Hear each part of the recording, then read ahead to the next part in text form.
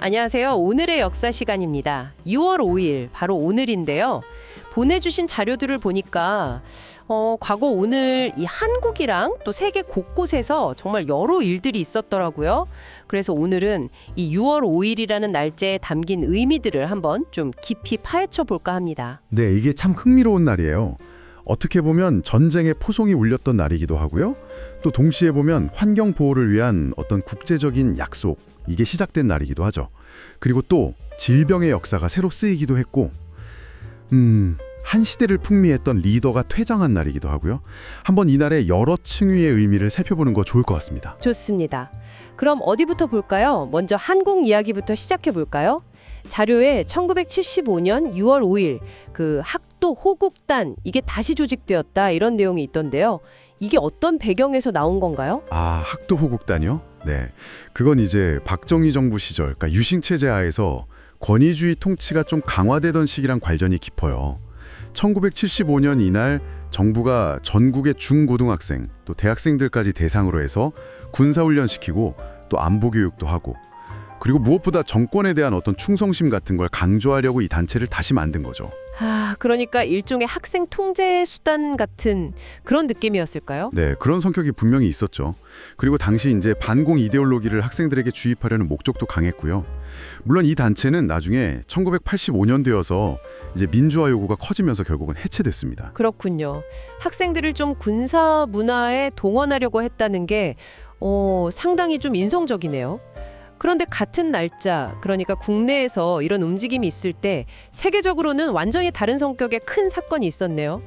1967년 중동에서 큰 전쟁이 터졌죠. 맞습니다. 바로 제3차 중동전쟁, 보통 유릴전쟁이라고 많이 부르죠. 이 전쟁이 1967년 6월 5일에 시작됐습니다. 이스라엘이 이집트, 시리아, 요르단 같은 아랍 연합국을 상대로 기습적인 선제 공격을 감행했어요. 6일 전쟁이요? 결과는 어땠나요? 결과는 뭐랄까, 이스라엘의 정말 압도적인 승리였죠. 단 6일 만에 시나이 반도 단체, 가자지구 그리고 요르단강 서안 지역 골란고원까지 점령하게 됩니다. 이 전쟁이 이후 중동 정세의 판도를 완전히 바꿔놨다고 할 수 있고요. 오늘날까지도 계속되는 그 이스라엘 팔레스타인 갈등의 뿌리가 더 깊어진 계기가 된 사건이기도 합니다. 와, 진짜 불과 엿새 만에 중동 주도가 바뀌고 그 영향이 지금까지 이어진다니 정말 엄청난 사건이었네요. 그런데 참 흥미로운 게 바로 그 전쟁이 시작된 날짜에 몇 년 뒤에는 정반대라고 할 수 있는 움직임, 그러니까 환경 보호를 위한 국제적인 움직임이 시작됐다는 거예요. 1972년 세계 환경의 날 제정, 이거죠. 네, 맞아요. 그게 참 역사의 아이러니 같아요. 1972년 6월 5일 스웨덴 스톡홀름에서 UN 인간환경회의, UNCH라고 하죠. 이게 열렸어요. 이 회의에서 이제 환경오염 문제가 얼마나 심각한지에 대해서 전 세계적인 공감대가 딱 형성된 거죠. 그래서 이날을 세계 환경의 날로 지정하자 이렇게 합의를 본 겁니다. 그 회의가 계기가 된 거군요. 네, 이게 아주 중요한 전환점이 됐어요. 각국 정부나 시민사회가 환경 보호를 위해서 좀 더 노력하도록 촉구하는 계기가 됐고, 또 UN 환경계획, UNEP 같은 국제기구가 만들어지는 데도 기초가 됐죠. 어떻게 보면 파괴적인 전쟁이 시작된 날과 또 지구를 보전하려는 노력이 시작된 날이 같다는 게 참 의미심장하네요. 그리고 또 있습니다. 1981년 6월 5일. 이때는 의학계에 아주 큰 충격을 준 발표가 있었어요. 에이즈가 처음으로 세상에 알려진 날이라고요. 네, 정확히 말하면요, 그 미국 질병통제예방센터 CDC라고 하죠. 미국의 주요 공중보건기구인데 여기서 이제 의학 보고서를 하나 내요. 로스앤젤레스에 사는 남성 동성애자 5명에게서 굉장히 특이한 폐렴 사례가 발견됐다, 이런 내용이었어요. 이게 나중에 알고 보니까 후천성 면역 결핍 증후군, 즉 에이즈의 첫 공식 기록으로 인정받게 된 거죠. 처음에는 그냥 희귀폐렴 정도로만 알았던 거네요. 그렇죠. 그냥 좀 특이한 사례 보고였는데 이게 사실은 인류가 전혀 새로운 전염병의 시대로 접어들었다는 걸 알리는 뭐랄까 조용한 시작이었던 셈이죠. 그 파장은 정말 어마어마했고요. 네, 질병의 첫 발견, 그것도 참 중요한 역사적 시작점이었군요. 그리고 마지막으로 살펴볼 6월 5일은 한 시대의 마침표와 관련이 있네요.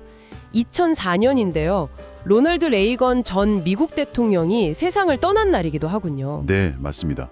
미국의 제40대 대통령이었죠. 1980년대 냉전 시대를 대표하는 지도자 중 한 명이고요.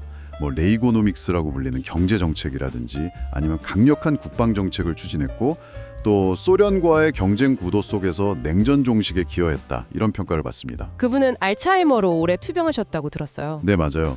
알츠하이머 병으로 꽤 오랫동안 투병하시다가 이날 세상을 떠나셨는데 이분의 사망은 특히 미국 내 보수 진영에게는 굉장히 큰 상징적인 의미를 남겼습니다. 정말 하루에 이렇게 다양한 결의 역사가 겹쳐 있네요.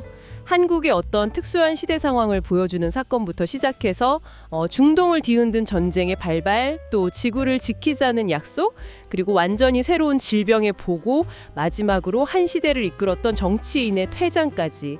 야, 6월 5일 하루가 담고 있는 이야기가 정말 다채롭고 풍성합니다. 네, 정말 그렇죠.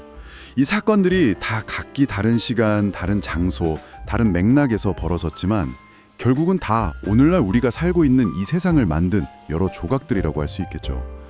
이런 과거의 결정들, 또 사건들이 현재 당신의 삶이나 생각에 어떤 식으로든 연결되어 있지 않을까 한번 생각해 보는 것도 좋을 것 같습니다.